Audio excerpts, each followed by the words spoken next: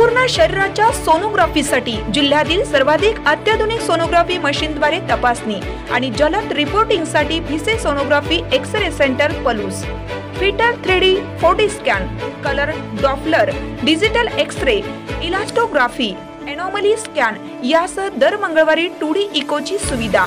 Bhise sonography व X-ray centre Palus, Marathe Shriraj hospital जवळ, कन्याशाळा रोड पलूस।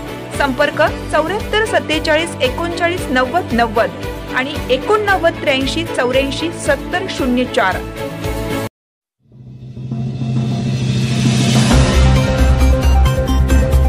निर्णय अनैसर्गिक, जयश्रीताई पाटलांच्या भाजपा प्रवेशावर खासदार विशाल पाटलांची टीका।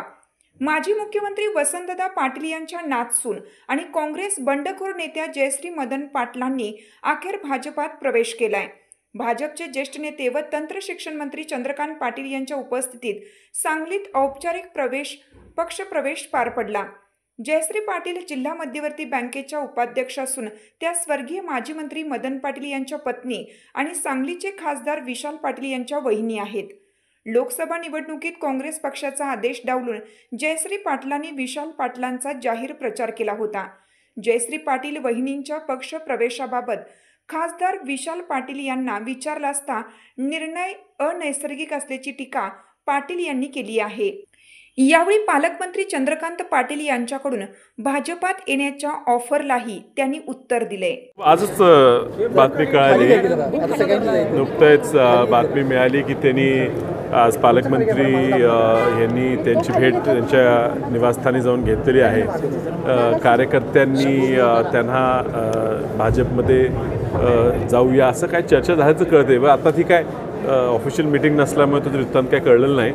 मात्र तसं काय त्यांच्याकडे निर्णय झाला असेल तर त्याची कल्पना आम्हाला नव्हती। निश्चितच जयश्रीताई ह्या काँग्रेसमध्ये होत्या, त्यांना बंडखोरीनंतर निलंबित केलं होतं, पुन्हा त्यांना काँग्रेसमध्ये घेऊन त्यांच्या सर्व कार्यकर्त्यांना सोबत घेऊन महापालिका निवडणूक लढवायची आमची इच्छा होती।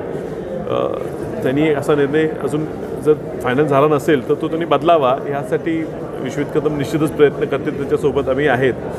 शेवटी आपण ह्या काँग्रेसच्या विचारधारेबरोबर काम करत आलेलं कुटुंब म्हणून मदन भाऊंच्या कुटुंबांकडे पाहतो, म्हणजे आमच्या कुटुंबाकडे पाहतो आणि ही तशी जर निर्णय त्यांनी शेवटपर्यंत नेला तर ही अनैसर्गिक युती होईल, जशी पूर्वीसुद्धा 1999 सालीसुद्धा झाली होती आणि त्यामुळे इलेक्शनला पुन्हा फटका बसला होता। मला वाटत नाही त्यांची लोक हा निर्णय स्वीकारतील आणि म्हणून तो निर्णय त्यांनी घेऊ नये। अजूनही कदाचित घेतलेला नाही, पक्षप्रवेश केला दिसत नाही, करू नये।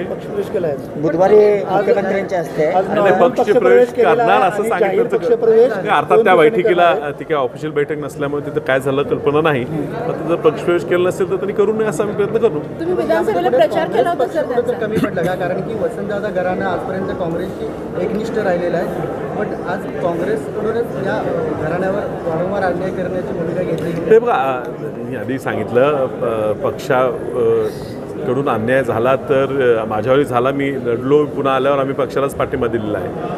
ह्या विचारधारेच्या उलटं आपण जाऊ नये अशी आमच्या घरातल्या सगळ्यांचीच इच्छा आहे। आता तो निर्णय त्यांनी आता कुठल्या दबावाखाली केला, कुठल्या कार्यकर्त्यांच्या कुठल्या मागणीनुसार केला, हा आता काळांतरानेच कळेल। त्यांच्याशी निश्चितच संपर्कात आम्ही यायचा प्रयत्न करून हा निर्णय बदलावा असा आम्ही प्रयत्न करू। त्यांना इतिहासाची सुद्धा त्याला सोबत उदाहरणं देऊ की मदन भाऊंनी सुद्धा राष्ट्रवादीकडे जायचा निर्णय घेतला होता, त्यावेळेसुद्धा तत्कालीन आमदार संभाजी पवार साहेबांसोबत जायचा निर्णय घेतला होता आणि तो त्यांच्या अंगलट आला होता आणि लोकांनी तो स्वीकारला नाही। आम्ही त्यांना पाठिंबा देत असताना आमच्या घरातले कुटुंब म्हणून काँग्रेसबरोबरच त्या पुढे राहतील असं शब्द देऊन लोकांकडे आम्ही त्यांचा प्रचार केला होता। अर्थात त्याच्याशी ते ठाम राहतील अशी आमची अजूनही अपेक्षा आहे, तो प्रयत्न आम्ही करणार। लोकसभेला खांद्याला खांदा लावून आपल्यासोबत त्या होत्या, त्यानंतर विधानसभेला त्यांनी बंडखोरी केली होती, तुमच्यासोबत असल्यामुळे तुम्ही सुद्धा त्यांना मदत केलेला होता। मग जाताना तुमचा निर्णय घेतला नाही का?